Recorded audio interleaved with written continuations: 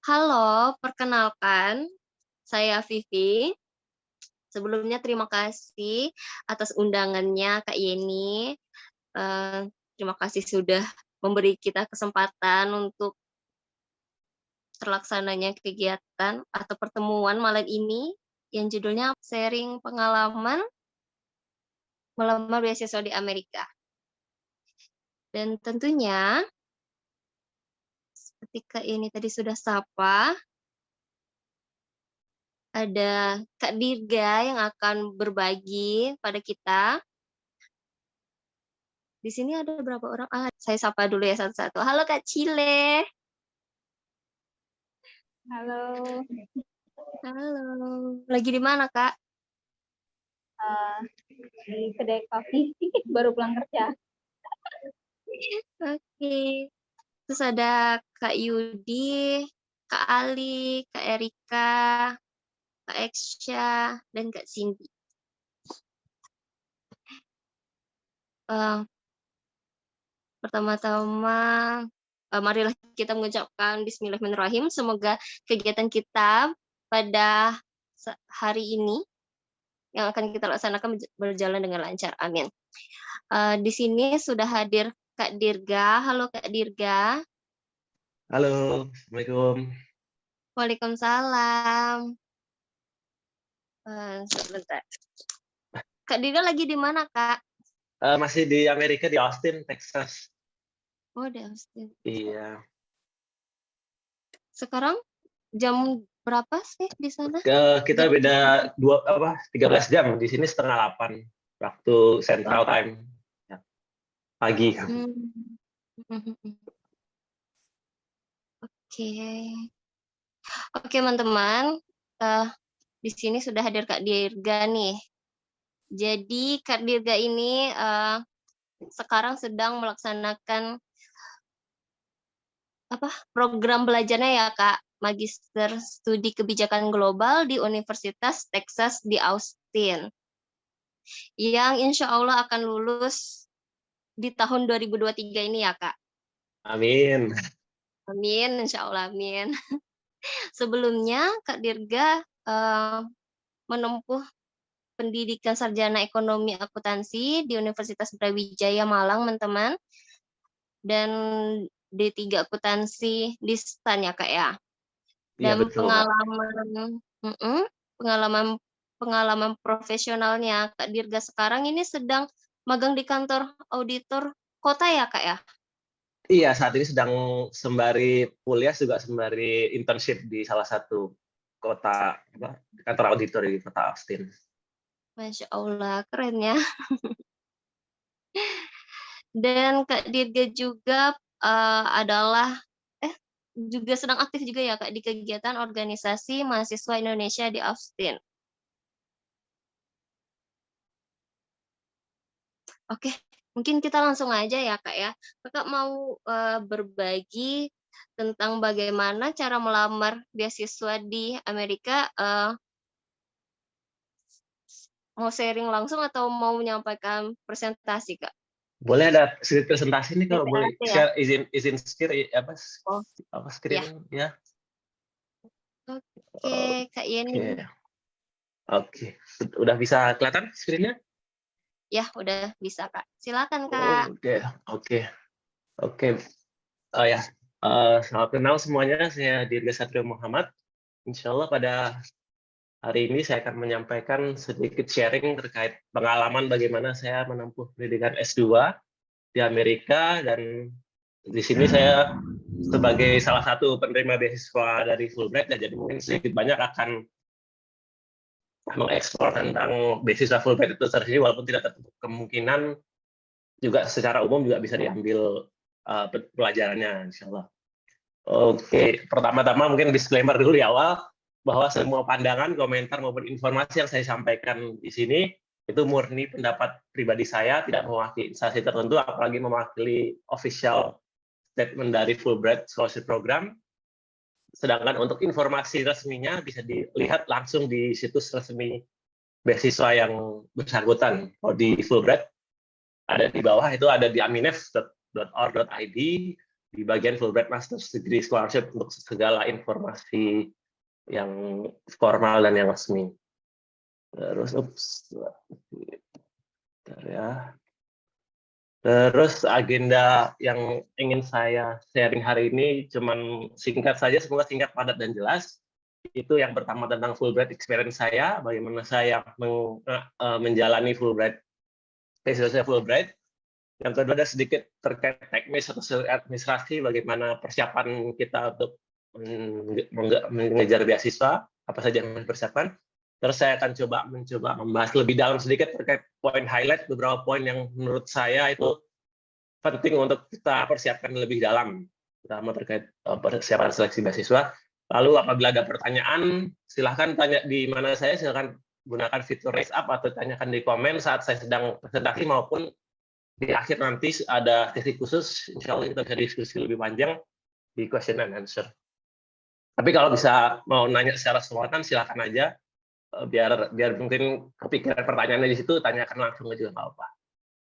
Oke, langsung kita mulai ya. Jadi pendekatan saya sendiri ketika mencari beasiswa waktu itu adalah seperti pendekatan kita pergi keluar makan di sebuah restoran. Jadi kita bisa makan di rumah, ibaratnya kita bisa masak sendiri di rumah dengan biaya yang lebih murah, dengan mungkin rasa yang bisa kita atur sendiri kayak di dalam negeri, istilahnya seperti itu. Bahkan sama aja, kita mau makan di luar, mau makan di dalam, itu bebas saja, preferensi kita masing-masing, bagaimana kita inginnya, seperti itu. Karena ada juga beberapa ingin makan di luar, maka kita mencoba sekolah di luar negeri, maka kita ibaratkan seperti makan di restoran di luar. Dan kenapa kita suka keluar? Ya mungkin kita mengejar chef yang sangat terkenal, yaitu universitas-universitas yang mungkin punya ranking yang lebih tinggi dibanding universitas di dalam negeri. Atau mungkin ini kita mengejar fasilitas-fasilitas lain seperti mungkin kotanya bagus, atau mungkin ingin mengarah jalan-jalannya, tapi yang terlebih penting adalah untuk mengejar studi lanjutannya ya. Terus di sini saya memberikan analogi bahwa restorannya atau ownernya sendiri itulah pemberi beasiswanya. Jadi ketika ingin mengakses chef, atau kita merasakan masakan dari chef yang terkenal, mungkin seperti Gordon Ramsay atau chef yang punya Michelin star yang tinggi, kita harus izin atau harus memiliki kayak izin masuk oleh owner restoran, itu pemilik atau pemberi beasiswa tersebut. Dan tidak hanya satu pemberi beasiswa, karena ada beberapa macam pemberi beasiswa yang bukan hanya Fulbright, tapi juga mungkin ya PDP dan juga mungkin yang lain seperti research assistant dan lain sebagainya, yang mereka sendiri memiliki kriteria sendiri untuk memperbolehkan para pelanggan itu masuk dan mencicipi masakan dari chef-chef mereka, dari universitas-universitas atau sekolah-sekolah mereka. Itu sedikit pendekatan perspektif dari saya bagaimana mengejar beasiswa S2 itu seperti makan di restoran, seperti itu. Langsung kita masuk ya. Untuk Fulbright experience atau pengalaman Fulbright saya sendiri, setiap orang berbeda-beda, setiap Fulbright berbeda-beda, setiap walaupun beasiswanya sama, bisa jadi berbeda-beda karena yang dirasakan atau yang dipersiapkan dan setiap orang berbeda-beda ya. Kalau saya sendiri dimulai semenjak 2019 ketika saya mendaftar Fulbright untuk pertama kali, dan saya sudah eligible. Saat itu saya pendaftaran saya dari Sumatera Utara, dari Medan, karena sebelumnya saya domisili di Medan, maka semua persiapan itu saya lakukan di Medan, termasuk pada tahun 2019, dan alhamdulillahnya gagal di tahap wawancara. Saya sudah lolos seleksi administrasi, terus dipanggil wawancara, dikasih tiket untuk pergi ke Jakarta. Ternyata setelah wawancara gagal, selesai. Enggak ya. Jadi setelah itu saya coba evaluasi diri sembari juga mengikuti beasiswa-beasiswa yang lain, apakah ini yang cocok atau tidak bagi saya untuk kuliah lanjutan S2 ya. Terus sampai saya pada suatu titik untuk mengganti jurusan, karena mungkin saya rasa saya dapatkan evaluasi dari wawancara saya waktu sesi interview adalah apa impact yang dibawakan ketika selesai dari S2. Maka waktu itu jurusan saya pertama kali waktu mendaftar adalah jurusan saya waktu S1, yaitu program akuntansi. Nah, waktu di pertanyaan interview itu saya coba evaluasi apakah bisa saya memberikan added value atau impact yang bisa ketika kenapa sih harus akuntansi lagi di luar negeri, itu juga jadi pertimbangan ternyata. Menurut saya, yang pertimbangan para pemberi beasiswa itu, para komite untuk meng-ACC saya ketika saya mengajukan S2.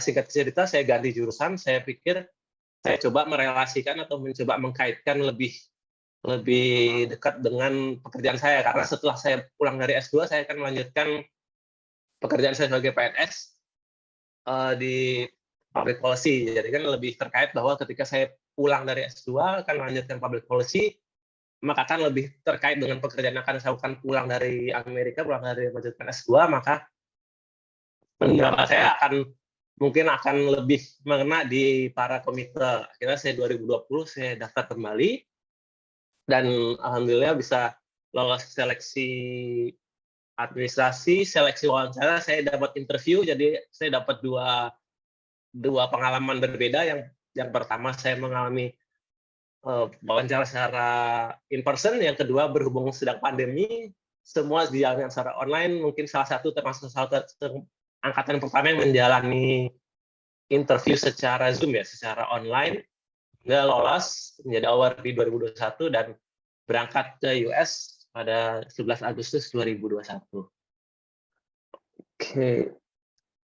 Terus mungkin langsung kita ke housekeeping atau ke mungkin sedikit persyaratan-persyaratan atau apa sih yang harus diketahui ketika kita ingin merencanakan mengambil S2 di luar negeri. Yang pertama jelas tahu aturan main, terutama persyaratan administratif, karena sebagus apapun kualitas kita, sepintar apapun kita dalam berbahasa Inggris, ketika kita tidak menuruti persyaratan administratif atau persyaratan yang diberikan, apalagi memberi beasiswa, maka dipertimbangkan saja oleh mereka. Apabila kita tidak mengikuti aturan main mereka, maka tidak sama sekali. Jadi ya harus menurut apa aturan main mereka. Salah satunya yang unik di Fulbright itu yang saya ketahui adalah Dropbox IMINEF, bahwa di era zaman sekarang ketika mungkin beberapa beasiswa lain full online, beasiswa Fulbright sendiri mengharuskan hard copy atau memprint dokumen-dokumen pendukung dan dikirimkan melalui mail apabila di luar Jakarta, ataupun datang sendiri ke kantor Intiland.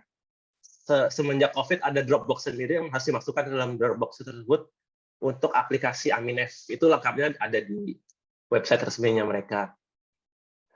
Persyaratan administratif yang lain ya, termasuk hal-hal yang mungkin standar, tapi kalau kita tidak mengikutinya, itu bisa jadi halangan utama ketika kita mendaftar beasiswa sendiri. Bahkan langsung gagal seleksi administrasi, seperti mungkin yang disyaratkan secara jelas adalah memiliki GPA atau memiliki IPK 3,00, memiliki gelar S1, ataupun persyaratan-persyaratan yang tambahan yang mungkin bagi kita agak mungkin aneh, tapi memang perlu, seperti harus warga negara Indonesia, harus berdomisili di Indonesia saat mengajukan beasiswa, maupun bukan permanent residence Amerika Serikat.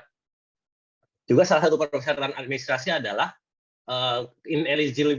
ineligibility kita, atau ketika kita tidak memenuhi syarat. Di situ ada juga beberapa dicantumkan jelas atau declare di dalam persyaratan beasiswa. Kalau di Fulbright sendiri di website IMINEF disebutkan tidak boleh memiliki hubungan dengan US Embassy atau lain sebagainya. Itu mungkin detailnya bisa digali lagi di website IMINEF.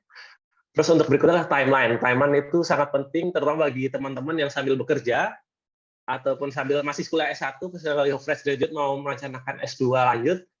Itu karena Fulbright itu memakan waktu yang cukup lama, dari pendaftaran sekitar bulan Februari atau awal tahun, dan baru berangkat tahun 2000, misalkan saya 2020 mendaftar, baru berangkat 2021, dan itu pun Agustus, jadi sekitar 1,5 tahun lebih untuk proses yang begitu panjang.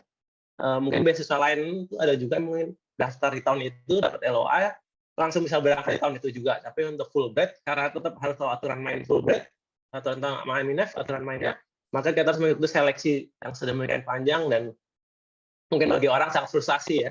Karena terutama bagi saya sendiri, waktu itu bekerja, saya ibaratnya harus koordinasi dengan tempat instansi yang saya bekerja terkait kapan saya harus izin, atau bagi teman-teman yang resign kapan harus resign, bahkan dengan belum ada kepastian akan berangkat gitu. Jadi masih awardee, tapi belum ada tiket. Ibaratnya belum ada tiket walaupun sudah awardee. Terus juga salah satu taman ya deadline itu tadi, kita harus juga tahu kapan deadline-nya. Kalau bisa jauh-jauh hari, apalagi buat para pendaftar yang dari luar Jakarta, yang terutama ingin mendaftarkan Fulbright, yang harus ada di hard copy-nya, harus mengirimkan mail, maka harus jauh-jauh hari mengirimkan dokumen aplikasi secara hard copy ya. Walaupun nanti ujung-ujungnya tetap minta scan atau soft copy, tetap aja harus dikirimkan. Saya waktu itu seminggu 2 minggu karena sedang ada pekerjaan di luar kota, saya sempatkan seminggu 2 minggu sebelum deadline saya kirimkan ke alamat Jakarta untuk dimasukkan ke dalam Dropbox. Itu juga cukup intrik juga karena memang harus hard copy gitu. Terus untuk aplikasi proses untuk Fulbright sendiri ataupun untuk beasiswa lain juga secara segaris besar mengikuti alur yang sama. Ada seleksi administratif, seleksi wawancara, ada IBT TOEFL atau kayak persiapan bahasa Inggris, dan khusus untuk ke Amerika ada GRE atau GMAT yang akan kita bahas setelah ini nanti. Terus yang berikutnya yang agak berbeda memang seleksi kampus. Kalau di beasiswa lain mungkin terkait LOA bisa dilakukan lebih dahulu. Jadi mungkin seleksi kampus lebih dahulu, kita ikut seleksi kampus sendiri, baru kita kita mendaftarkan funding untuk mendapatkan pembiayaan untuk ikut kampus itu setelah LOA. Tapi kalau di Fulbright, kita seleksi administrasi dulu, dapat awardee, ikut wawancara, ikut tes bahasa Inggris, dapat nilai tes TOEFL, nilai skornya, itu baru dipakai oleh pihak memberi beasiswa untuk dikirimkan ke kampus. Jadi seleksi kampusnya di akhir. Oke. Terus, persiapan. Sebelumnya mungkin ada pertanyaan dari teman-teman? Apakah saya kecepatan?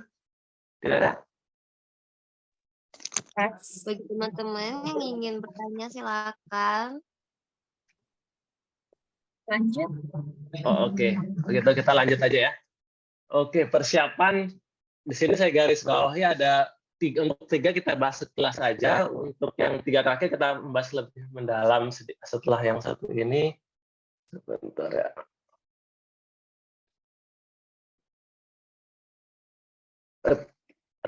Oke, terkait English fluency ya, English fluency atau kemampuan berbahasa Inggris kalau teman-teman sudah pernah mampir sebelum, saya coba tanya dulu. Di sini ada yang sempat melihat website Aminef belum? Kalau teman-teman di sini, mungkin bisa raise hand atau tulis di komen. Bagi yang sudah pernah, tidak ada?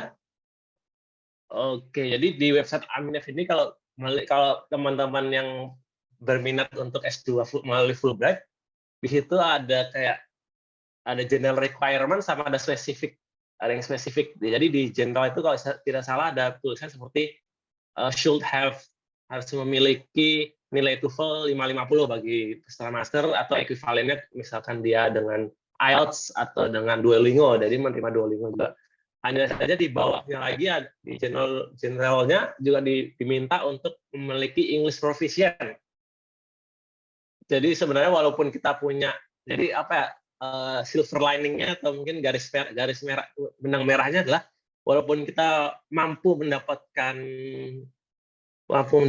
nilai minimal yang diminta untuk seleksi administratif, tapi di sisi lain kita tetap harus proficient atau tetap harus menguasai bahasa Inggris, karena atau mungkin sebaliknya, ketika kita belum mencapai nilai minimum tapi ketika kita sudah proficient, maka itu akan lebih menguntungkan kita ketika belajar di Amerika nanti, karena kita akan berurusan dengan dosen, dengan mata kuliah, dengan pembelajaran yang secara in person. Bagaimana mereka ngomong native yang agak cepat, dan bagi teman-teman yang mungkin English proficiency-nya di bagian listening agak kesusahan, maka akan adaptasinya harus lebih ekstra, bukan berarti tidak bisa, tapi akan lebih ekstra untuk mendengarkan ataupun bekerja sama dengan rekan-rekan teman sekelas ketika ada proyek kelompok. Maka di satulah English proficiency-nya yang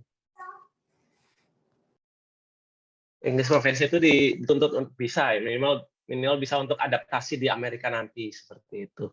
Terus untuk GRE dan GMAT itu saya kasih tanda bintang karena untuk beberapa kampus terutama semenjak pandemi itu dianggap opsional, jadi sudah bukan syarat wajib lagi, tapi sudah dianggap opsional untuk bagi saya masih beberapa kampus masih menerapkan itu berlangsung terus, tapi untuk beberapa kampus yang lain, GRI dan GMAT itu masih wajib bagi kampus, tapi tidak berlaku secara umum. Gitu. Tapi itu terutama khususnya ketika pandemi, ketika untuk mendapatkan nilai sulit dan lain sebagainya, maka dianggap di waive kalau gitu kan. Terutama juga bagi saya sendiri kemarin dapat waive dari kampus, walaupun tetap disarankan oleh pihak pemberi beasiswa untuk mengikuti tes tersebut, karena apabila hasil itu tinggi itu juga bisa menjadi bahan pertimbangan kampus dalam menerima kita nanti ketika kita bisa memberikan dokumen pendukung GRI atau GMAT yang tinggi, maka bisa juga untuk sebagai pertimbangan masuk kampus, tidak hanya dari nilai TOEFL dan lainnya. Lalu surat rekomendasi, di sini saya tadi sempat ngecek di Aminef itu hanya diperlukan 2. Kalau di tahun saya kalau nggak salah masih diminta 3 surat rekomendasi bagi masters, baik dari supervisor atau dari employer. Jadi sebenarnya rekomendasi itu para pemberi beasiswa ingin tahu bagaimana sih dia bekerja sama dengan rekan kerjanya kalau dia bekerja atau saat sedang di perkuliahan, bagaimana dia berinteraksi dan apa sih development goals-nya kalau bisa diterangkan di rekomendasi di dalamnya seperti itu. Dan kalau bagi kayak di instansi besar atau kayak instansi yang pemberi rekomendasinya itu biasanya kalau saya harus kayak level pengampu kepegawaian atau kayak yang menangani seluruh kepegawaian, itu memang harus agak tricky karena sebenarnya yang diminta sama kalau Fulbright itu menurut saya yang lebih mengetahui kita. Jadi kalau kita minta surat rekomendasi dari misalnya level menteri atau level sekjen, kayak mereka nggak tahu kita secara personal ya. Walaupun sebenarnya ada juga jalur dari kantor kita yang mengharuskan siapa sih yang bisa memberikan rekomendasi seperti itu. Tapi kalau best practice-nya memang bagusnya yang mengenal kita, yang mengenal pribadi kita, yang pernah bekerja sama langsung dengan kita, sehingga bisa memberikan kayak feedback atau sebenarnya tertulis bahwa oh iya orang ini layak nih untuk studi S2 dengan jurusan ini seperti itu. Oke, terus untuk berikutnya terkait essay kita sedikit deeper dive, sedikit membahas lebih mendalam terutama yang pertama terkait study objektif dan visual statement ataupun essay preparation. Di sini yang terpenting adalah format. Kalau menurut saya sih yang terpenting adalah format, dan biasanya beasiswa itu memberikan format yang cenderung umum, tidak terlalu teknis, dan itu sebenarnya bisa kita manfaatkan sebesar-besarnya karena ibarat kalau mereka meminta one page essay, maka kita maksimalin aja, mau tulisannya diperkecil tapi tetap harus terbaca ya, walaupun nggak kecil banget, nggak kebangetan lah, tapi tetap harus dalam konteks kewajaran. Tapi misalkan satu page, maka dibuat aja satu page. Kalau bisa kita maksimalin ya kita bikin single space, atau kalau kita cuma nulisnya sedikit tapi biar kelihatan kayak concise atau kelihatan kayak padat, ya dibikin double space gitu kan. Nah, di sini saya juga terkait format ini saya juga mengalami perubahan ketika saya mendaftar pertama kali tahun 2019. Itu kalau nggak salah itu saya harus cuma diminta satu halaman. Saya coba ingatnya, satu halaman untuk studi objektif dan personal statement. Sedangkan di daftar berikutnya di 2020 itu udah harus dipisah. Studi objektif sendiri, personal statement sendiri, dan juga beberapa beasiswa lain ada yang mensyaratkan 4 ya terkait 4 essay berbeda-beda. Itu yang beasiswa lain yang sempat saya ikuti seperti itu. Itu format itu sangat menentukan kayak structuring kita atau bagaimana kita akan membentuk essay kita. Jadi nggak bisa satu essay di copy paste ke berbagai macam beasiswa kan, walaupun ruhnya bisa diambil, kayak motivasinya bisa diambil yang sama, kayak saya mau ngambil beasiswa ini karena ingin melanjutkan cita-cita orang tua saya untuk mengejar beasiswa di luar negeri, bisa untuk diterapkan di berbagai macam itu, tapi tetap harus kayak mengalami formatting sendiri gitu. Nah, itulah masuk pentingnya proofread, bagaimana kita harus coba memberikan kepada orang yang mungkin lebih paham, ataupun mungkin dia alumni beasiswa tersebut atau alumni sekolah tersebut, atau sudah sering melihat esai-esai dari para pencari beasiswa. Nah, itu sangat penting karena ketika kita sudah menulis sendiri itu ibaratnya kita kayak masuk dalam bubble, atau kita dalam kayak ruangan kita sendiri yang kita pikir sudah sangat sempurna, tapi ketika dibaca orang lain, oh ini kok ada kayak gap, ada missing ini, kok ini belum terjelaskan. Nah, itulah pentingnya proofread, dan ketika diberikan proofread, apalagi kepada orang yang tepat, maka feedback itulah yang kita gunakan untuk merevisi, karena revisi dan ini jangan utamakan jangan berdekat-dekatan ya. Kalau bisa kasih range waktu beberapa hari, karena otak juga perlu kayak refreshing ketika kamu revisi atau editing. Sesuaikan dengan format. Ketika satu page, buat teman-teman yang sukanya nulis banyak dulu, maka tulis banyak dulu, baru disingkat mana yang penting-penting. Atau kebalikannya, bagi teman-teman yang pengen nulis poin-poinnya dulu, kadang suka ada yang pendekatannya poin-poin dulu, baru dikembangkan, itu juga bisa. Mana yang lebih cocok dari teman-teman sekalian. Baru ketika itu dari revisi, kalau bisa proofread lagi, cocokkan lagi formatnya udah betul, baru kita submit. Untuk esai atau studi objektif, ada yang mau punya pertanyaan, atau nanti kita tunggu di sesi tanya jawab saja mungkin? Mungkin di sesi tanya jawab aja nanti, Kak. Oke, jadi saya langsung lanjutkan aja. Kalau emang ada pertanyaan, silahkan langsung aja di chat ya, atau di raise hand. Oke, yang berikutnya adalah mock-up interview. Di sini bukan syarat wajib, tapi sangat berkontribusi terhadap yang saya alami ketika saya mendaftar beasiswa. Di sini untuk pendaftaran pertama kali saya tidak melakukan mock-up interview. Saya betul sama sekali cuma mengandalkan YouTube, melihat video YouTube. Coba bisa sendiri nih untuk persiapan wawancara bisa sendiri. Terus ketika wawancara, ternyata walaupun tahu jawabannya, ternyata agak kagok gitu kan, karena belum dilatih. Nah, itulah kenapa yang kedua saya ikut mock-up interview. Itu juga in person, itu juga pendaftaran pengalaman yang kedua itu saya ikut secara virtual. Jadi itu benar-benar, apalagi saya baru pertama kali ikut interview virtual ya.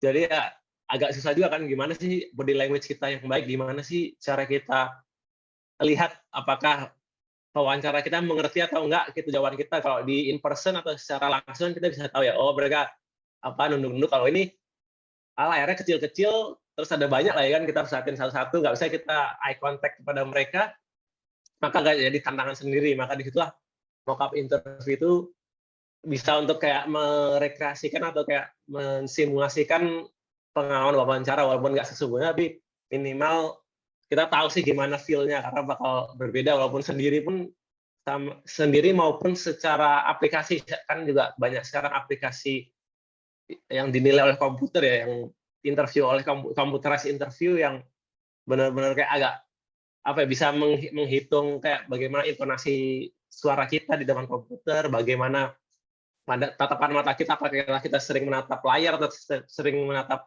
komputer. Terus ada juga fitur-fitur seperti komputer, tapi tetap nggak bisa mengalahkan kayak feeling dari orang sesungguhnya gitu. Makanya mock-up interview.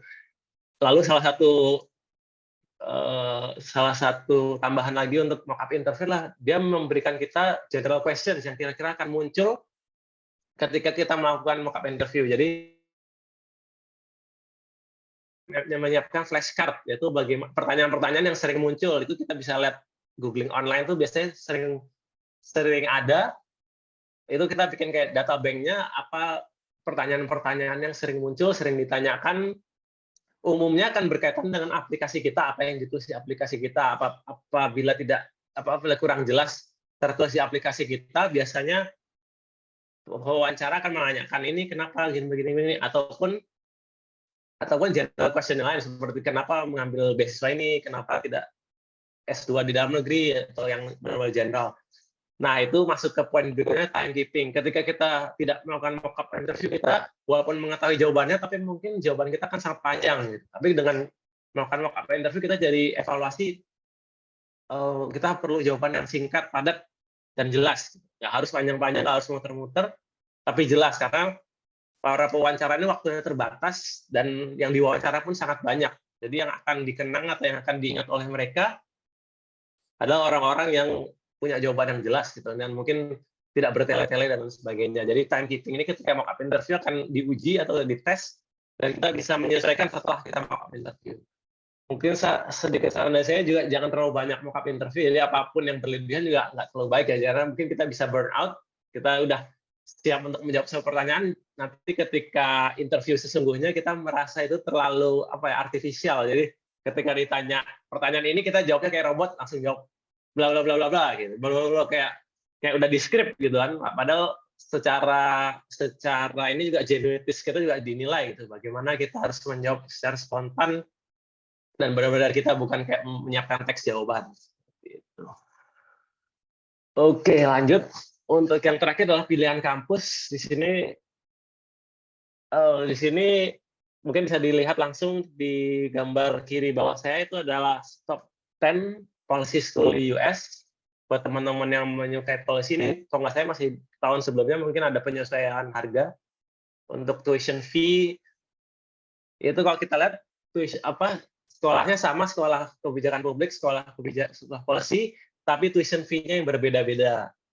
Ini kalau untuk beasiswa lain mungkin tidak terlalu pengaruh asalkan mereka 100 besar atau rankingnya tinggi ya. Tapi untuk beasiswa Fulbright sendiri akan sangat berpengaruh karena mereka memiliki kayak semacam tuition cap atau kayak batas dana yang bisa anggaran yang bisa digunakan untuk membayari atau untuk ikut studi ya kan. Di situ yang di saya kuningnya adalah yang saya di kampus saya sekarang atau University of Texas at Austin di LBJ School. Di sana itu grade-nya tetap opsional.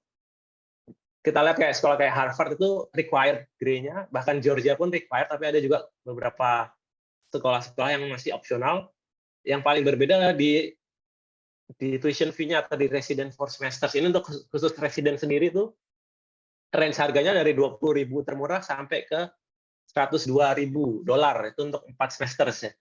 Bahkan kalau tidak salah, kalau Fulbright itu kebijakan terakhirnya bisa di cross check teman-teman, 38.000 untuk sebelumnya 35.000 untuk masters, dan kalau tidak salah informasi terakhir naik ke 38.000 itu di cap untuk para pendaftar. Jadi ketika biayanya misalnya kita ingin masuk ke University of Michigan 58.000 jelas nggak bisa dibiayai full dari Fulbright, maka tetap ada opsi yang lain, yaitu akan dicarikan funding lain dari kampus maupun dari yang lain, sponsor yang lain oleh Fulbright dan juga oleh kita sendiri. Kalau kita bisa menyediakan dana sendiri juga dipersilakan.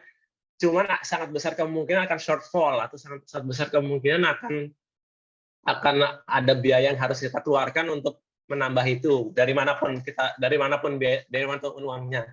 Cuman untuk yang kolom tengah ini tuh untuk residen tuh biasanya untuk in-state atau untuk mahasiswa lokal. Biasanya yang international student tuh biayanya yang lebih tinggi untuk yang sebelah kanan. Jadi dikali 2-nya kan sekitar 82.000. Nah, itu ibaratnya anggaran yang terbatas tapi harus mencukupi biaya yang tinggi itu. Bagaimana, agak susah kan biasanya seperti itu. Cuman biasanya kalau Fulbright mungkin dengan koneksi Fulbright mereka bisa menegokan harga minimal untuk menyamai mahasiswa lokal atau in-state tuition. Tetap tinggi tapi tidak dikenai harga yang sama dengan international student. Seperti itu. Terus untuk itu makanya private atau public university itu sangat pengaruh, karena dengan private pembiayaannya otomatis pembiayaan dari donor terbatas, sementara public itu biasanya mendapat kucuran dana dari state, kucuran dana dari public, sehingga bisa menekan harga lebih murah untuk masing-masing mahasiswa.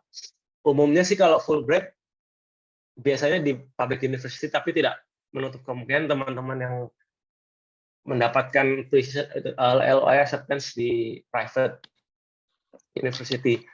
Lalu untuk Fulbright sendiri seleksi kampus itu yang wajibnya diberikan 4 kampus pilihan, itu dituangkan di dalam submission plan. Nanti itu setelah kayaknya untuk awal tuh ada, tapi akan lebih diseriusnya atau lebih dibahas, akan lebih dikunci pilihan jawabannya nanti ketika kita sudah diterima jadi awardee. Kita diminta memberikan 4 kampus pilihan secara prioritas, secara ranking, dan minimal alasannya kenapa kita memilih itu, nanti akan direview oleh pihak komite. Selain 4 kampus pilihan itu yang semua itu akan diurus oleh Fulbright, ada juga direct application option atau kita diminta untuk mendaftar pribadi sendiri. Nah, bedanya apa? Untuk 4 kampus submission plan itu ketika kita sudah menyerahkan ke Fulbright untuk pengurusannya, kita sama sekali tidak boleh atau kayak semacam di embargo komunikasi dengan kampus, karena akan mereka harus, kita nggak bisa kayak nanya apakah kita sudah diterima atau lain sebagainya, karena semua proses itu kita harus menunggu dari Fulbright. Kalau waktu angkatan saya itu agak penasaran gitu kan, udah bulan Februari ini masih belum ada kayak LOA, belum ada kayak, masih digantung, masih di ghosting sama kampusnya. Kenapa sih kok belum ada? Nah, kita mau nanya tuh susah karena harus direstriksi komunikasi kita dengan pihak kampus, sama sekali nggak boleh. Harus bisanya menanyakan melalui PIC Aminef, atau pemberi beasiswa untuk komunikasinya dan lain sebagainya. Itu tidak berlaku untuk direct application. Kita bisa mendaftar sendiri di kampus pilihan kita sendiri. Hanya saja semua biaya-biaya dan sebagainya itu dikenakan ke kita. Kalau yang 4 kampus submission plan itu semua diurus oleh Fulbright. Kalau yang direct application itu kita sendiri, mungkin kayak cari LOA sendiri gitu kan. Nah, kedua hal tersebut akan sangat berpengaruh apabila kita menerima LOA ataupun tidak menerima LOA. Maka salah satu cara pertimbangannya adalah kita membuat matriks seperti gambar di kanan atas saya, gambar yang paling pojok kanan, itu kita semacam memberikan kayak tracking kampus-kampus mana dengan preferensi kita, kayak apakah perlu tesis atau enggak, ataukah perlu GRE atau GMAT atau enggak. Itu untuk tracking ini saya ambil online, ada sumbernya di Google, itu kita bisa lihat apakah ada housing atau enggak. Itu bisa jadi bahan pertimbangan kita ketika ada beberapa LOA yang mungkin di reject atau mungkin oleh LOA semua diterima semua gitu. Walaupun kita sudah meranking, ketika ada satu kampus yang menolak, itu bisa merubah ranking kita kan. Nah, dengan adanya metode tracking kayak gini, kita bisa kayak mengikuti, kalau yang pilihan pertama kita nggak berhasil, 2, 3, 4 itu apa sih yang kita cari di antara kampus-kampus itu, bisa nggak sih kita pilih yang 4, karena apa? Disitulah poinnya untuk kita membuat matriks ini dan kita kejar kampus itu. Bahkan ekstrimnya teman saya bikin pingin kampus, apapun kampusnya yang penting di New York, maka ditulis semua New York, apa saja kampus-kampus di New York itu, karena begitu pinginnya dikuliah di New York, nggak masalah gitu, mau kampus yang sangat bagus sekalipun, harus yang penting di New York, dia udah terpuaskan. Terus yang bisa jadi bahan pertimbangan juga untuk memilih kampus, kalau di Aminef sendiri ada database alumni. Ini sangat berguna untuk komunikasi, untuk mencari informasi lanjutan siapa saja tuh alumni Fulbright dari Indonesia yang berkuliah di kampus tersebut. Di situ sudah sangat jelas di website Aminef. Misalkan saya di UT Austin, siapa aja sih yang sempat berkuliah di situ. Nah, biasanya kalau ada yang current student atau ada yang alumni yang setahun 2 tahun di sana, bisa kita tanyakan secara langsung, gimana sih kampus itu menerima mahasiswa Indonesia, gimana sih pembayaran dengan Fulbright, kayak gitu. Saya pun jadi tahu kalau ternyata di UT itu setiap tahunnya bakal ada kayak drama sedikit untuk terkait funding, yang terkait pembayaran tuition fee harus diurus, harus bikin kayak effort lebih, karena sistemnya itu selalu riset tiap tahun. Jadi ibaratnya kita kayak harus dimintai keterangan bisa sanggup membayar, padahal kita kan sponsor student kan, yang dibayarin oleh Fulbright, harus mengabari lagi ke komite Fulbright-nya bahwa kita ini dari Fulbright dan lain sebagainya. Itu kayak intrik-intrik yang hanya diketahui oleh teman-teman yang berpengalaman kuliah di situ gitu. Jadi informasinya sangat aktual. Kalau di website kan kadang suka kurang update atau kurang aktual, maka dengan ada database ini kita bisa melihat siapa sih orang-orang di sana, bisa kita tanyakan langsung apakah ada perubahan kriteria atau requirement yang belum sempat terupdate atau sudah diupdate di website tapi ada kayak kriteria tambahan. Terus tambahan lagi adalah saya baru ingat adalah ketika di LBJ atau UT Austin tuh bagi saya selain esai dari study objektif ataupun personal statement, ada juga diminta esai tambahan untuk mendaftar di sekolah LBJ School of Public Affairs. Maka saya membuat esai tambahan lagi di sela-sela waktu untuk dikirimkan untuk sebagai tambahan. Nah, itu pun saya dapatkan sekarang saya kontak-kontakan dengan teman-teman yang sedang berkuliah di UT, maka benefitnya di situ.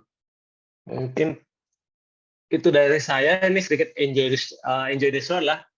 Ketika kita sudah meniatkan untuk ikut beasiswa, maka pasti ada ups and downs, pasti ada intrik-intrik. Emang sedikit sekali orang yang bisa pertama kali mendaftar, pertama kali lolos, tapi luar biasa buat mereka. Tapi tetap walaupun sudah lolos pun ada kayak intrik kayak pilihan kampus, bagaimana LOA, ternyata stipendnya nggak cukup dan lain sebagainya, rata kampusnya bukan yang dia inginkan. Itu pasti ada, jadi enjoy the show aja atau enjoy the game, nikmatin aja. Saya pun mengambil pelajaran dari rejection, penolakan bahwa kalaupun saya berhasil di tahun 2019, tahun pertama saya mendaftar Fulbright, maka kemudian saya akan menghabiskan 1 semester di Indonesia karena itu lagi COVID, dan teman-teman yang akan berangkat ke Amerika itu kena travel restriction, jadi mereka harus 1 semester di Indonesia. Sedangkan saya 2020 berangkat 2021, masih ada restriksi sedikit terkait perjalanan, tapi bisa merasakan full kuliahnya di US gitu. Jadi ada pelajaran yang bisa dipetik. Juga buat teman-teman yang mungkin bukan di Amerika atau mungkin dapat tawaran tempat lain, bisa juga untuk move on gitu. Bukan segala-galanya untuk kuliah di Amerika, banyak juga negara-negara lain, apalagi untuk program master, banyak juga tawaran, banyak juga peluang-peluang untuk sekolah tempat lain, full tuition atau lain sebagainya yang bisa jadi pertimbangan itu. Jadi ketika kita mau menerima kandidasi, bukan berarti itu udah mutlak ketok palu sebelum kita teken kontrak, kan biasanya ada kontrak. Bukan berarti kita bisa di situ terus gitu. Kalau ada yang lebih baik ataupun ada yang kurang sesuai, bisa jadi kita tidak melanjutkan sebelum kita berangkat ke Amerika. Bahkan di cohort saya sendiri pun ada 1 orang kalau nggak salah yang sudah hampir berangkat mengundurkan diri. Gitu. Jadi memang bukan final. Gitu. Ketika kita sudah dapat beasiswanya, ternyata memang lika-liku perjalanan itu pasti ada. Di sini ada buku-buku untuk persiapan. Kalau memang sudah diterima, tinggal persiapan aja. Maka ya tinggal dinikmati aja, tinggal dipersiapkan lebih baik. Oke. Untuk resources atau untuk sumber informasi, kita bisa lihat utamanya di official website dari pemberi beasiswa. Bagi teman-teman yang ingin mencoba Fulbright, maka di Aminef. Buat teman-teman LPDP ataupun di kampus situs resmi yang lain, selalu ikut situs resmi terlebih dahulu, baru ditambahi dari komen-komen atau dari pengalaman kayak personal seperti saya, karena pasti yang paling official atau yang paling resmi ya official ya. Terus laman resmi kampus, terutama terkait kapan perkuliahannya, kapan masuknya, berapa tahunnya, itu bisa direfer ke situ. Yang berikutnya ada Permes Nasional Mahasiswa Indonesia di Amerika Serikat, itu juga suka memberikan kayak pelatihan atau kayak semacam coaching untuk bagaimana menyiapkan kuliah di luar negeri, terutama di Amerika. Lalu untuk bagi teman-teman yang Muslim bisa ikut ke Indonesian Muslim Society, IMSA, ataupun sekarang karena banyaknya lembaga bimbingan luar negeri juga bisa melalui itu, ikut aja di sosial media maupun bisa mendaftar aja di program mentorship. Itu sangat berguna.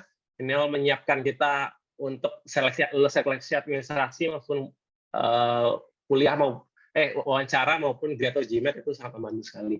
Sosial media juga bisa, ataupun current student atau alumni. Untuk teman-teman yang sudah menjadi awardee yang sekarang menanti untuk berangkat pun nanti akan lebih sering berhubungan dengan PIC Aminef, ataupun ketika di Amerika sendiri saat sedang menempuh pendidikan akan sangat banyak berinteraksi dengan bimbingan akademik atau advisor dari IIE atau third party-nya Fulbright di US terkait informasi. Lalu mungkin sedikit sebelum terakhir dari saya, cost of living di Amerika Serikat kita bisa lihat itu sangat berbeda. Di beda kota pun beda, bisa beda satu state pun bisa beda banget. cost of living-nya.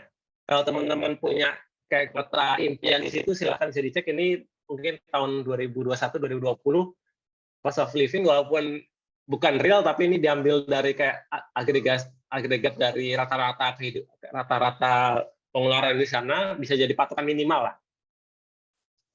Saya contohkan saya sendiri itu di Austin, jadi di Texas nomor 57 itu cost of living-nya sekitar 2.300, padahal untuk stipend dari Fulbright biasanya menyesuaikan per state, tidak bisa ada beberapa juga yang menyesuaikan per kota, tapi untuk saya yang diberikan tuh di generalkan per state, dan ya harus diatur dengan baik bagaimana akan memenuhi cost of living tersebut.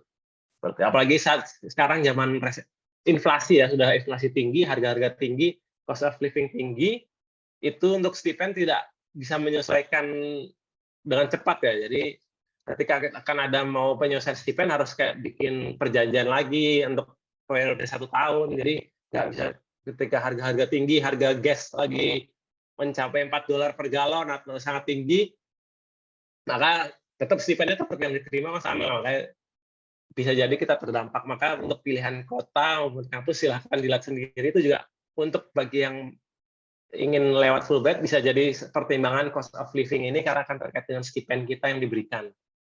Seperti itu. Terus oke, saya mungkin sedikit closing remark adalah ini sedikit pandangan dan culture tentang Amerika dari seorang negosiator Jepang, bahwa Americans are not racially or culturally homogeneous, even their way of speaking varies. Speaking English varies. So gaining a good understanding of one of U.S. representative is only little help in understanding others. Americans from large cities are different from those coming from small towns. There are differences between East and West, North and South, as well as in religion and national origin. Jadi ini saya meng-highlight bahwa beda kota pun akan beda pengalaman yang kita alami. Mungkin saya sendiri di Texas, karena border dengan Meksiko, maka akan banyak berinteraksi dengan para orang-orang dari South America ya, atau Hispanic, itu sangat kental. Bahasa keduanya adalah Spanish di Texas. Mungkin teman-teman yang di Northwest atau di New York pun mungkin ada little Italy, ada Irish people, itulah yang bisa membuat kita merasakan pengalaman sendiri.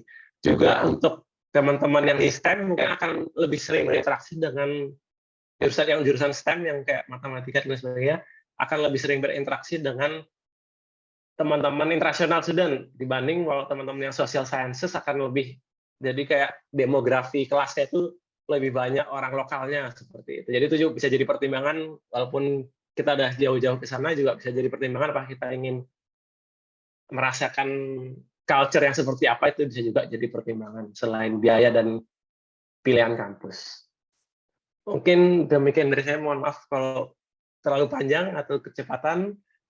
Ini jam berapa ya? 8.15 ya? Oke. Mungkin itu aja dari saya, Mbak ini atau Mbak Vivi. Oke, terima kasih Kak Terima Dirga. kasih. Di kolom obrolan itu sudah ada beberapa pertanyaan, Kak. Saya bantu bacain. Pertanyaan pertama itu dari Kak Erika Putri. Dia bertanya, graduate record examination atau TOEFL kita daftar sendiri ya?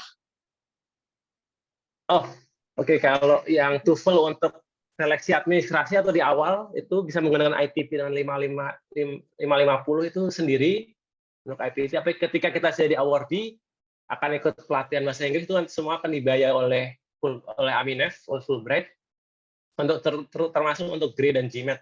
Itu dikasih dua kali percobaan ya, 2 kali atau lebih, saya kurang tahu. Nanti akan hasilnya itulah yang akan dipakai, itu semua dibayar oleh, karena termasuk proses seleksi mereka, maka akan dibayar oleh mereka, dan hasil dari itulah yang akan dipakai untuk di-apply ke kampus. Hanya saja teman-teman yang nggak puas dengan hasil itu dibebaskan untuk mengikuti secara mandiri apabila merasa nilai yang hasil tersebut kurang puas, yang ibaratnya tes yang mereka terima kan cuma dikasih misalnya cuma dikasih 2 kesempatan, tapi ketika setelah 2 kesempatan itu mereka kurang puas, maka bisa juga mandiri aja juga teman-teman yang ikut secara mandiri, tes sendiri, ternyata hasilnya bisa lebih tinggi, maka itulah yang bisa dipakai walaupun itu pun harus mandiri sendiri seperti itu. Kesempatan untuk tes grade-nya itu pas kapan, Kak? Itu setelah kita seleksi wawancara nanti sudah diumumkan jadi candidate, principal atau alternate, maka setelah itu ada persiapan tes TOEFL-nya, persiapan bahasa Inggris, TOEFL IBT dan GRE dan GMAT itu ada sendiri. Seperti itu. Oke. Terus masih pertanyaan dari Kak Erika, Kak.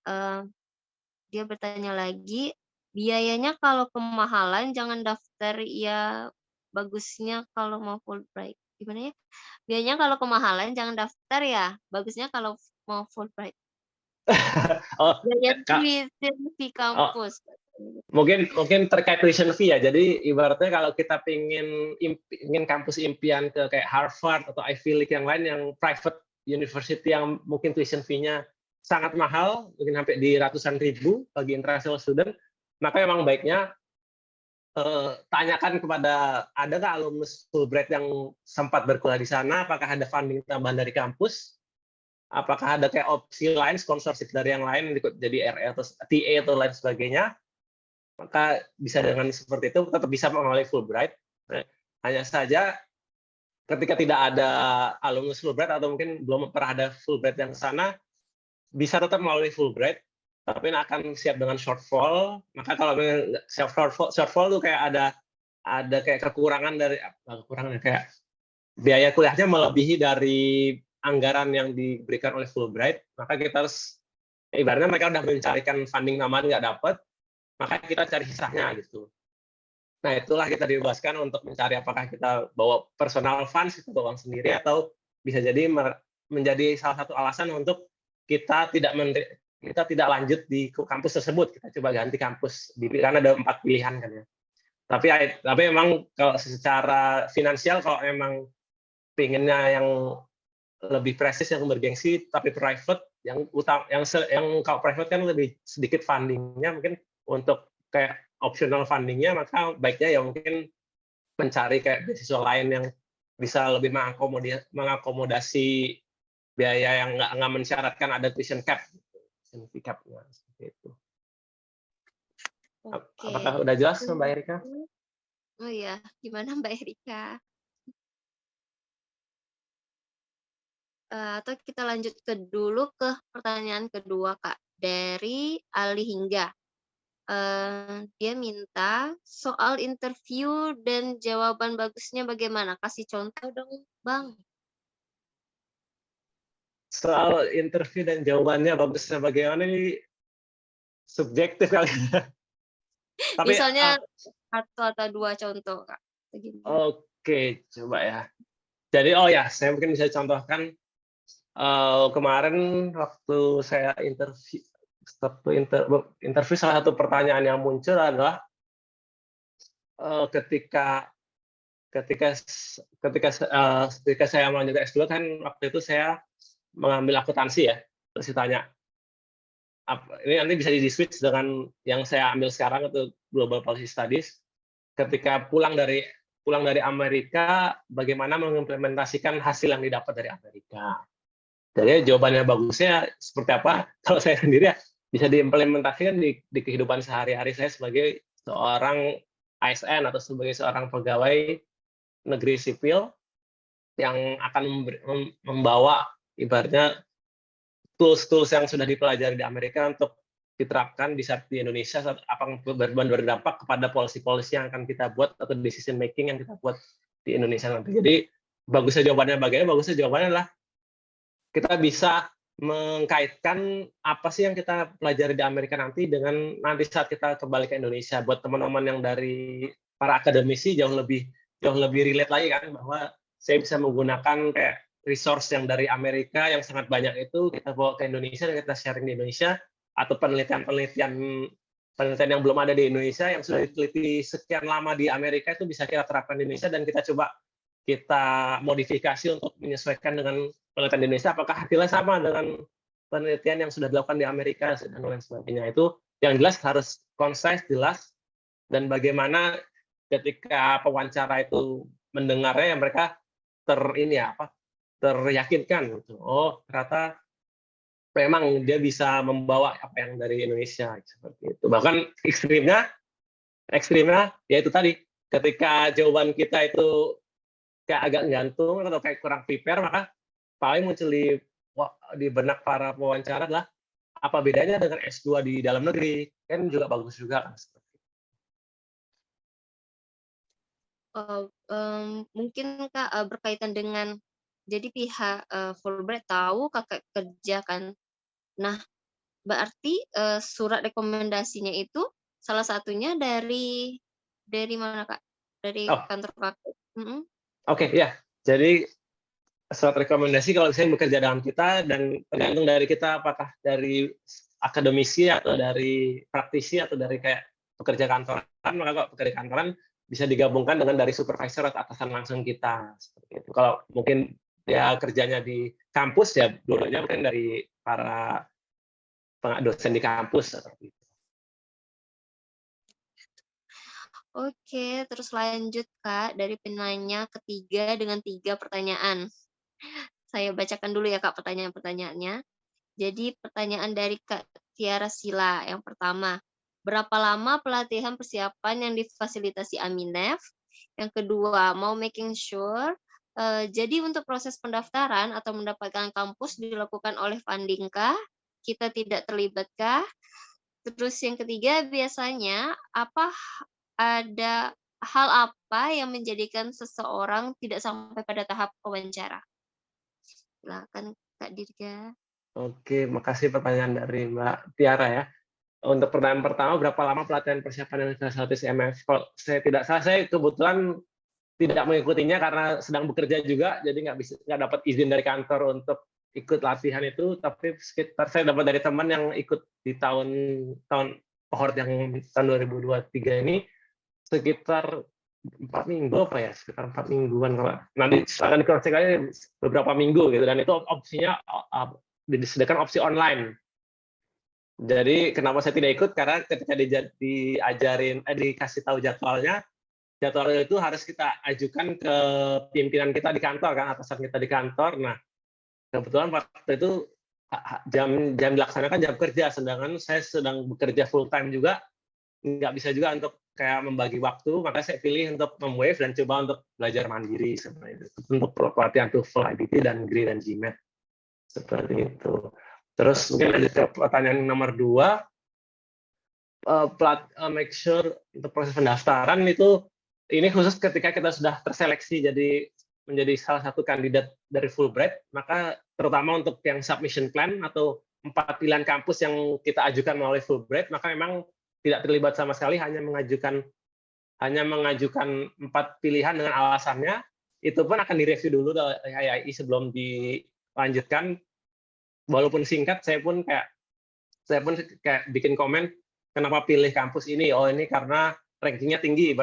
Kayak yang sepele seperti itu, lalu dibalas juga oleh IAI, juga dikasih komen, oh ya memang rankingnya bagus, hanya saja mungkin kalau memang tinggi tuition fee-nya, siap-siap untuk shortfall, itu biasanya dikasih komen tuh sebelum diajukan. Jadi kita bisa pertimbangkan lagi apakah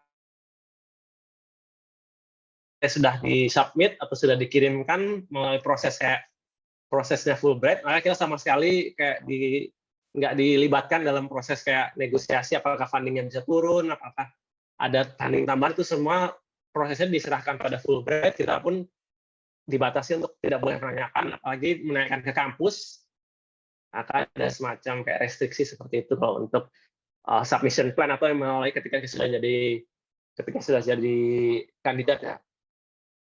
Terus untuk pertanyaan terakhir dari Mbak Tiara adalah yang tidak sampai pada tahap wawancara.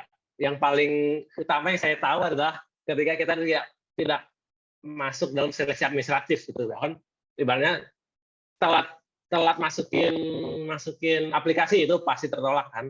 Tapi pun kalau udah masuk, itu memang wewenangnya komite untuk misalkan seluruh administrasi itu sudah terpenuhi, maka semua itu diskresi pewawancara, komite seleksi untuk menentukan kandidat apa yang berhasil lolos dari seleksi administratif sehingga masuk ke tahap wawancara seperti itu. Jadi dari saya sendiri pun kurang mengetahui apa sih yang menjadi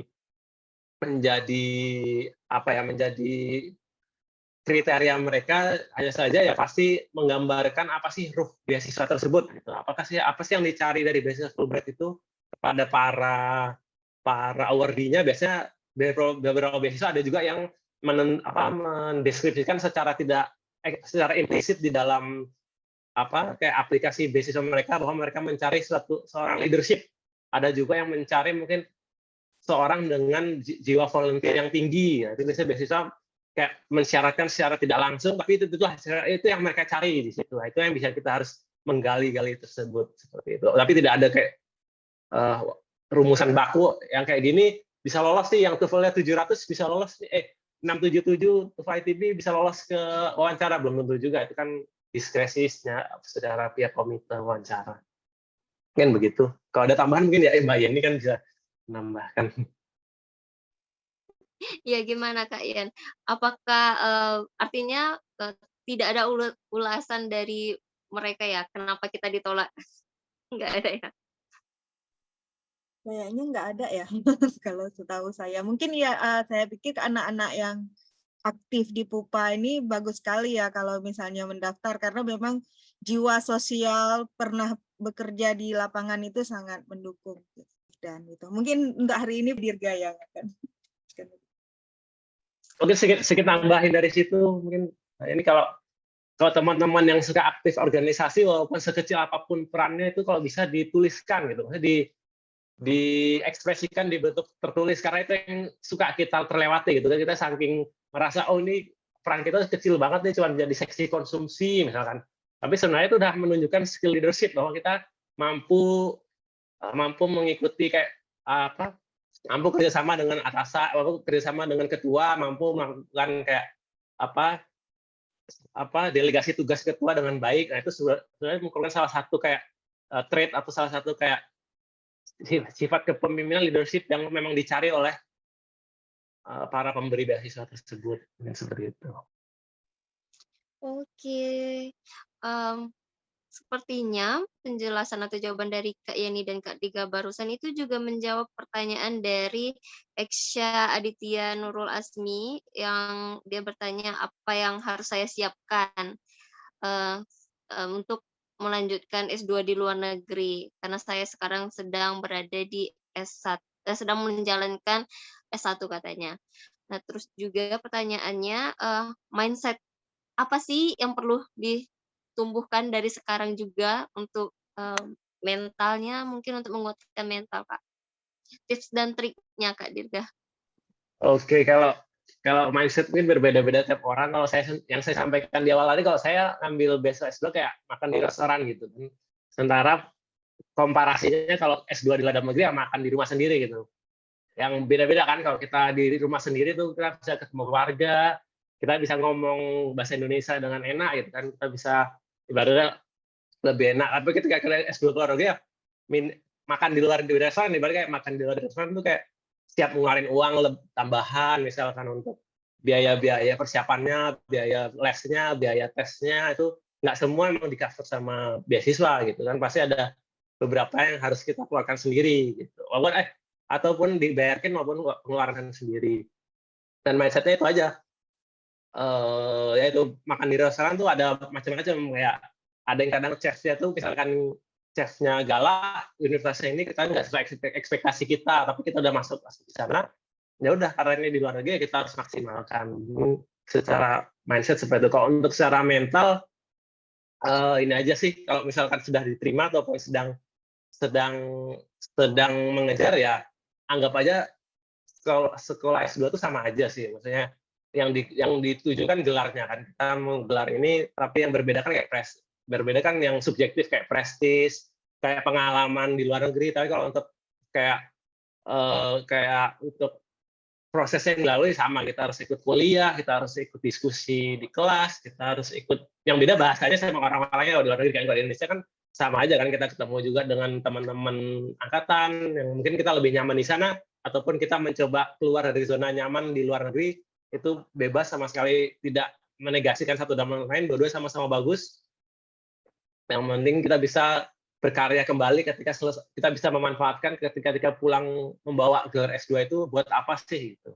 Ada juga gelar S2 itu nggak hanya teronggok gitu aja, tapi kita bisa maksimalkan, bisa untuk berkontribusi lebih lanjut seperti itu. Oke. Beralih ke pertanyaan selanjutnya dari Reta. Kak, jurusannya apakah harus linear? Lalu bagaimana kalau jurusan kuliah misalnya sosiologi, namun pekerjaan yang sedang dijalani Kak Reta ini adalah akunting perkebunan kelapa sawit. Apakah bisa? Lalu apakah ada kuliah yang secara daring, Kak? Oke, jawaban singkatnya sangat bisa ya.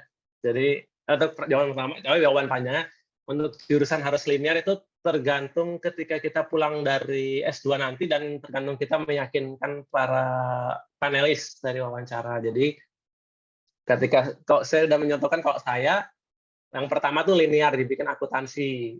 Walaupun tetap ketika di pekerjaan saya juga menggunakan akuntansi, cuman lebih relate itu lebih ke policy-nya kalau saya kan.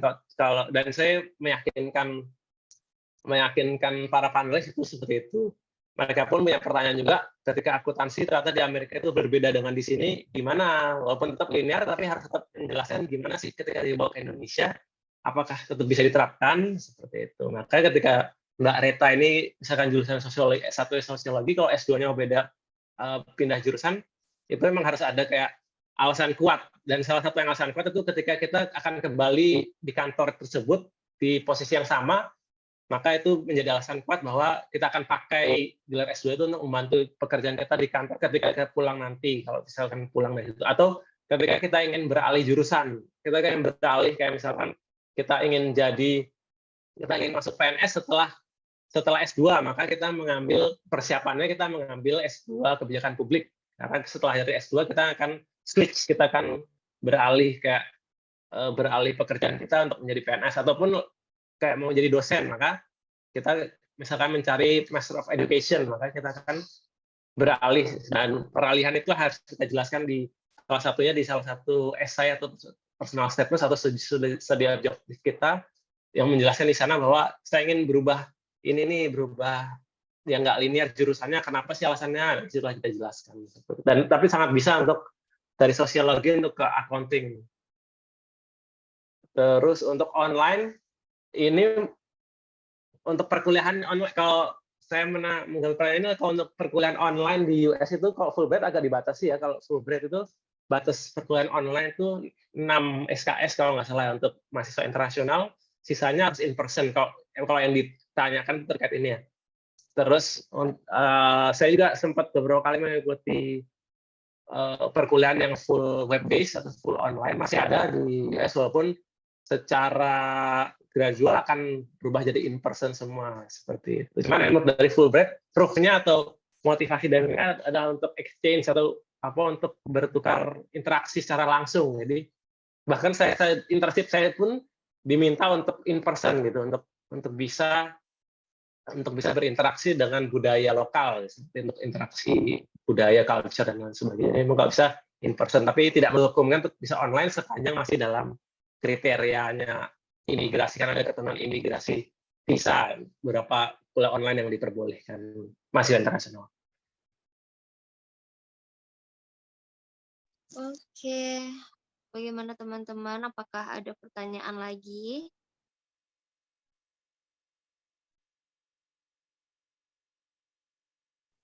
Kalau nggak ada, saya boleh bertanya nggak? Boleh Kak Dirga. Buat teman-teman ada yang mengambil jurusan apa nih ininya? Rencananya sebenarnya, mungkin ada yang tertarik policy, atau mungkin bisa di chat ataupun raise hand kalau ingin sharing sekaligus memotivasi yang lain ya. Ini seperti itu. Ada?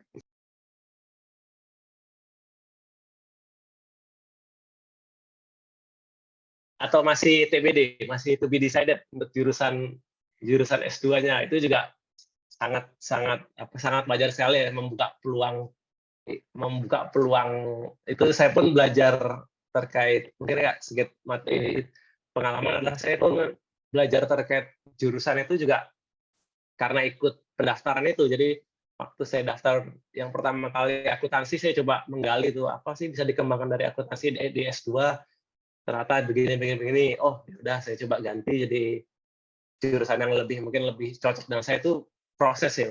Mungkin kita di awal kita belum tahu jurusan. Ada juga yang tahu saya ingin jurusan ini, tapi ketika kita coba, oh di Amerika ternyata tidak menyediakan jurusan spesifik ini, maka kita harus menyesuaikan minimal kalau nggak jurusannya ya ada profesornya yang bisa mengajarkan yang kita inginkan, ataupun ada kayak hal-hal yang lain kayak apa fasilitas yang mungkin dia dekat dengan jurnal yang bisa akses jurnal yang bisa mendukung kita, seperti itu sih buat teman-teman yang masih belum terlalu yakin apa sih yang ingin diambil jurusan S2. Itu sih bisa membantu.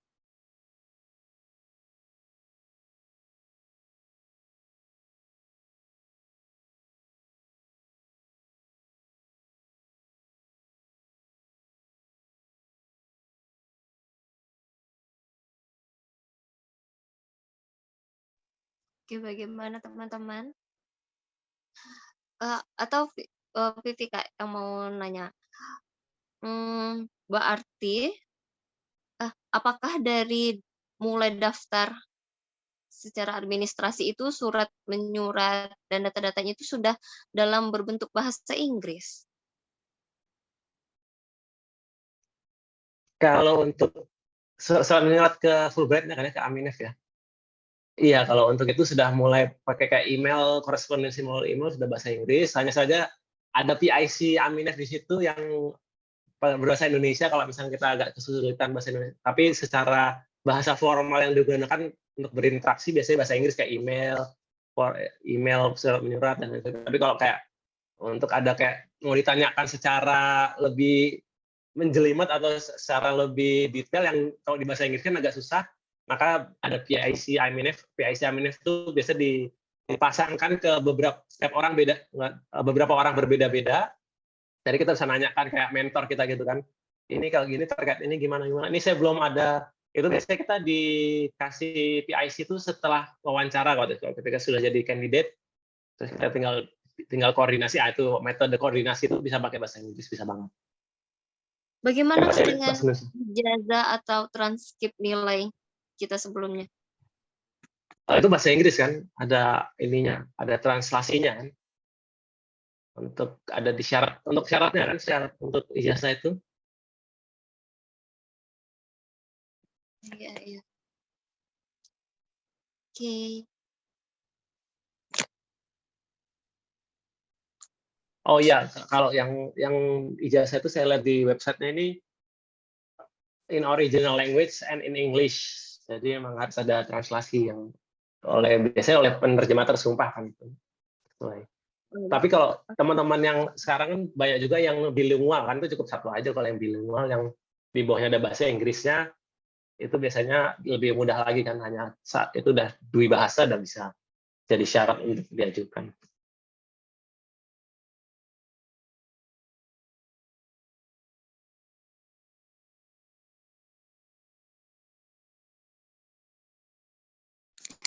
Oke, bagaimana dengan teman-teman? Apakah sesi bincang-bincangnya sudah cukup, atau ada yang ingin ditanyakan lagi, atau ada yang ingin disampaikan?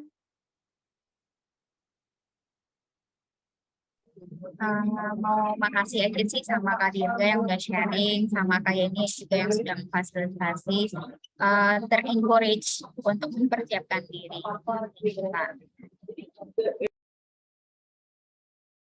Oke, Kak Tiara.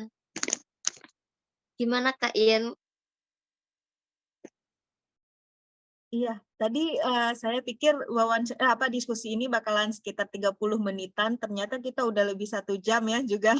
Terima kasih banget buat Dirga, terima kasih juga buat adik-adik yang sudah hadir. Semoga ya setelah ini ada yang benar-benar langsung termotivasi untuk bisa berangkat untuk mendaftar gitu. Untuk segera mendaftar, jangan takut, langsung dicoba dulu gitu, dipersiapkan. Mungkin kalau dari saya itu jangan takut gagal, semua orang pernah mengalami kegagalan, tapi semangat gitu.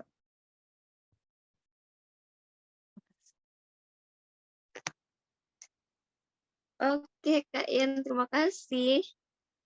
Jadi lebih baik coba lalu gagal daripada bertanya-tanya what if gitu ya, Kak? Iya, maksudnya kalau misalnya kita belum pernah mencoba, kita nggak tahu kan kelemahan kita di mana. Gitu. Kalau menurut saya seperti itu. Kalau kita sudah coba, oh kayak Pak Dirga tadi, setelah dicoba ternyata, oh saya seharusnya jangan jurusan ini, seharusnya jurusan yang lebih cocok polsi karena pekerjaan saya relatifnya ke polsi, walaupun S1-nya tadi akuntansi, ternyata bisa lulus di polsi gitu kan. Jadi harus disesuaikan gitu ketika kita membuat personal statement, studi objektif, kita sesuaikan dengan apa yang sudah kita punya, dengan apa yang sudah kita lakukan, sehingga meyakinkan gitu. Yang mewawancara yakin, oh dia memang nanti in the future kalau pulang dari S2 ini akan berguna bagi negara. Seperti itu. Dari saya. Terima kasih. Sekarang waktu sudah menunjukkan pukul 21.41 waktu Indonesia Barat. Apakah boleh kita akhiri perbincangan ini, Kak Ian dan teman-teman, Kak Dirga?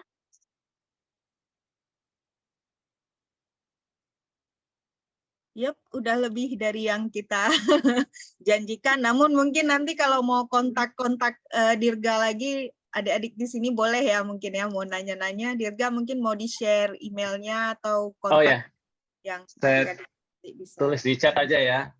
Iya, Kak. Oke.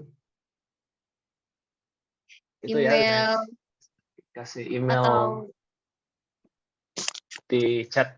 Jadi bisa di dirga.muhammad@utexas.edu atau di yang handle Fulbright, ataupun di Instagram kalau punya teman-temannya Instagram bisa juga direct message di situ. oh itu sama Grid Instagram Kakak. Ya, kalau mau lewat sosial media. Oke. Baiklah, sebelum kita bubar and say goodbye, apakah teman-teman bersedia untuk foto bersama? Kalau bersedia, bolehkah kita nyalakan semua kamera video? Ya, Kak Ian ya? Oke, boleh. Saya ini dulu ya. Ya. Mungkin screenshot fotonya boleh dibantu sama Kak Ian ya.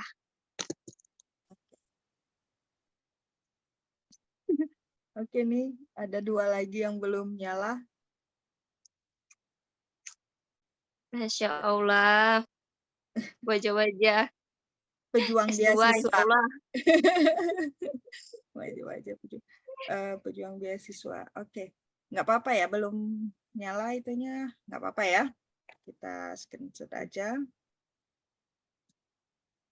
Itu Kak. 1, 2. Itu video saya kenapa muncul di situ ya, bukan ya? Oke. Senyum ya. 1, 2, 3.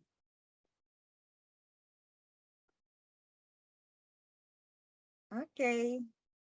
Terima kasih. Oke, terima kasih. Kita tutup ya.